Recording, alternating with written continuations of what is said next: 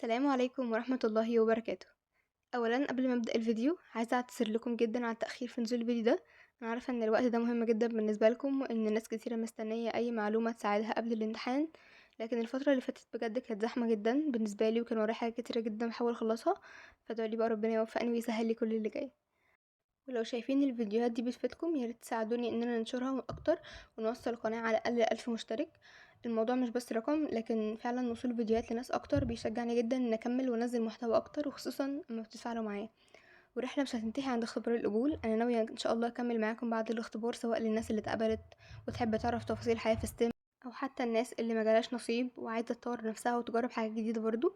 لان هدفي من القناة مش بس انك تدخل ستيم، لكن انك تستفيد وتطور نفسك ايا كان الطريق اللي ربنا كاتبهولك. انا عارفة ان الفيديو ده متأخر شوية، لكن انا مؤمنة جدا بجملة ان تأتي متأخرا خير من ان لا تأتي ابدا، ودي حاجة اتمنى تفتكروها في حياتكم كلها. لو حاسس انك بدأت متأخر او انك ما عملتش كل اللي نفسك فيه تعمله، ما تستسلمش، لان اوقات اخر فترة بتفرق جدا. في ناس بتبدأ تشد حيلها في اخر الايام وتراجع صح وتنجز حاجات كتير جدا وتحقق التارجت اللي هي عايزاه، فما تستهونوش بالايام اللي فاضلة. حتى لو بقى يومين، اليومين دول ممكن يعملوا فرق كبير جدا. طب خلينا نتكلم، انتوا حاسين بايه دلوقتي؟ انا متأكدة ان معظمكم دلوقتي عنده مليون سؤال في دماغه، وانا مش بقول كده عشان اتخيل، انا كنت مكانكم قبل كده فجربت التجربة دي وبقول، وانا واثقة ان اكيد في ناس منكم بتفكر كده. حد ممكن يقول هل انا ممكن اتقبل واكون من ضمن ال 2500 طالب على مستوى الجمهورية؟ هل هقدر اجيب اكبر عدد من النقاط سواء في الاختبار او الانشطة اللي معاها؟ المنافسة كبيرة، طب هل انا فعلا هقدر انجح وسطهم؟ هل انا مذاكر كفاية؟ هل لما ادخل الامتحان هفتكر كل حاجة؟ طيب ممكن التوتر ينسيني كل القوانين والحل واخش الامتحان وانا مش عارفة احل حاجة؟ واحب اقول لكم ان الاحساس ده طبيعي جدا. اي حد داخل تجربة جديدة ومهمة بالنسبة له بيحس بالخوف والقلق، لكن الفرق انك ما تخليش القلق يوقفك، خليه يدفعك ان انت تعمل اللي عليك اكتر وتشد على نفسك. اهم نصيحة عندي ليكم، ما تدخلش الامتحان وانت شايل فكرة ان حياتك كلها متوقفة عليه. الامتحان مهم، انت عايز تتقبل، لكن في النهاية هو اختبار مش نهاية العالم. ولو ربنا كتب لك ستيم هتدخلها، حتى لو مين قالك مش هتدخلها. ولو كتب لك طريق تاني برضو ممكن توصل لنفس اهدافك، لان في النهاية الطريقين بيوصلوك لنفس المكان. انت عندك هدف، وليكن مثلا انت هتخش كلية طب، سواء من ستيم سواء من ثانوي هتخشها برضو، فهي بس اختلاف طرق، لكن في النهاية الهدف واحد. فانت اعمل اللي عليك وسيب النتيجة على ربنا. بالنسبة للناس اللي امتحانها بقى اول يوم اللي هو بعد يومين، دلوقتي في 5 ايام امتحانات وكل طالب بيكون ليه يوم وفترة معينة. لو انت امتحانك اول يوم، ما تبصش لحد امتحانه بعدك وتقول مثلا هو عنده وقت اكتر مني هيذاكر اكتر، ممكن يتقبل احسن مني عشان انا كان عندي وقت قليل. بس الموضوع مش كده خالص، الموضوع مش بالمدة بس، ممكن حد يكون عنده اسبوع زيادة وما ينجزش، وممكن حد يكون عنده يومين ويركز فيهم ويستفيد جدا. وفي النهاية كل شيء مقدر. طيب نعمل ايه بقى في الفترة الأخيرة دي؟ ندخل بالأولويات أو ستيبس كده. أول حاجة المراجعات. لو انت كنت في سفير، أهم حاجة دلوقتي تتأكد ان انت سمعت كل سيشن المراجعة وحليت الملازم الخاصة بالمراجعات، وانت تكون فهمت كل حاجة فيها، كل فكرة حرفيا، كل سؤال الفكرة بتاعته تكون فاهمها كويس جدا جدا جدا. لان فعلا ممكن تلاقي سؤال جاب نفس الفكرة واحيانا قريب جدا من اللي اتدربت عليه، فما نعتمدش قوي على البصمجة. هو في اسئلة كتير ممكن تيجي في الامتحان كوبي بيست حرفيا من سفير، بس برضو احنا مش ضامنين حاجة. طيب لو انت برضو مش مع سفير او مثلا مع كورس خارجي او بتذاكر مع نفسك، فانت هتجيب ملازم سفير. هو بيسيب ملازم المراجعات عادي جدا، فانت هتجيب الملزمة بتاعته وتأكد برضو ان انت حلها، واهم حاجة المراجعات. بعد كده نيجي للكورس الاساسي، بس حاليا دلوقتي نمبر 1 كده المراجعات نكون مشطبينها.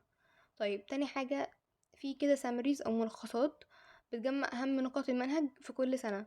يعني مثلا في ابتدائي في رابعة مثلا او خمسة وهكذا، تجيب كل سنة في كده ملخص بيبقى حوالي 4 3 صفحات، بيقولك الترم كله او السنة كلها بتتكلم عن ايه، خصوصا في مواد زي الساينس والماس او العلوم والرياضة. دول اهم حاجة تكون بس مراجع منهج ابتدائي واعدادي. طبعا زي ما قلت لكم ملخصات لان مفيش وقت حرفيا، فانت هو بس ملخص 3 4 ورقات لكل سنة هتخلصهم، هتلمهم كلهم في ساعتين 3.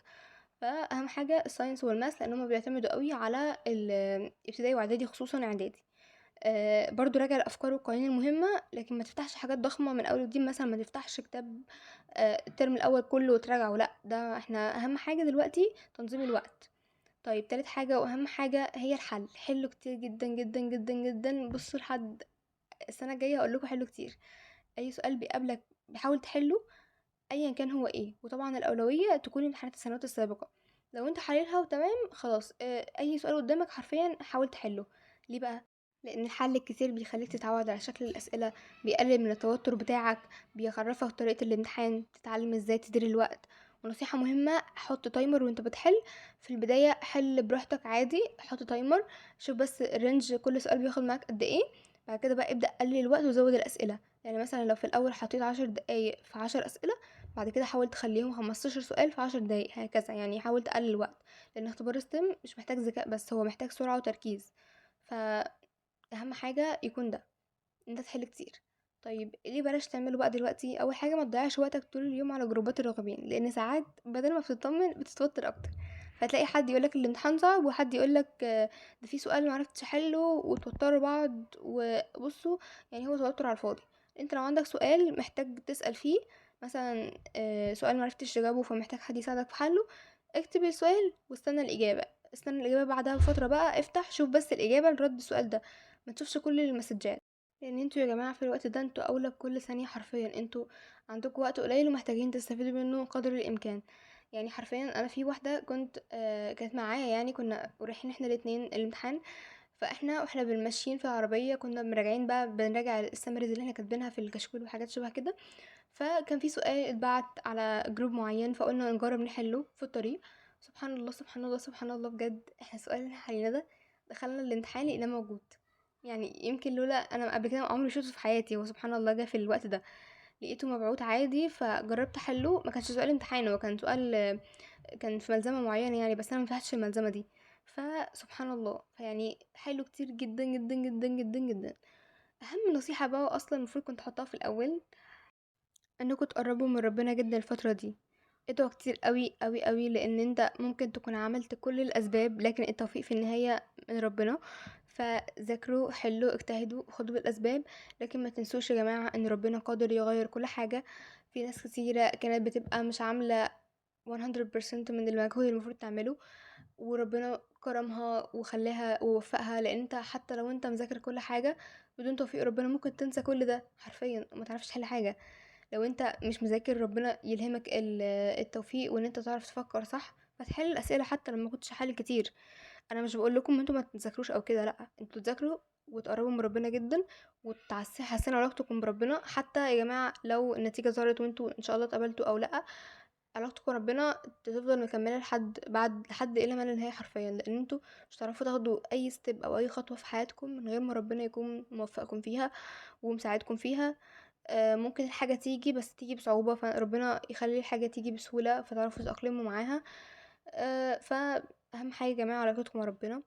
في النهاية بقى أحب أقول لكم أنا عارفة إن الفترة دي صعبة جدا مليانة ضغط وتوتر كتير، لكن افتكروا إنكم وصلتوا لمرحلة كبيرة جدا إن انتوا تحققوا المجموع وتذاكروا في الأجازة وما تاخدوش الأجازة زي ما كل الناس بتاخدها وتضغطوا على نفسكم عشان تحققوا حلم انتوا عايزين تحققوه وتكونوا موجودين في مكان معين، فده حاجة كبيرة قوي يا جماعة، مجرد بس ان انتوا بتحاولوا دي حاجة كبيرة جدا عند ربنا، فانتوا ما تستهنوش بالمجهود اللي انتوا بتعملوه دلوقتي، اعملوا اللي عليكم وادخلوا الامتحان بهدوء وثقة وربنا هيكتب لكم الخير سواء كان في ستيم او في طريق تاني، ما تزعلوش.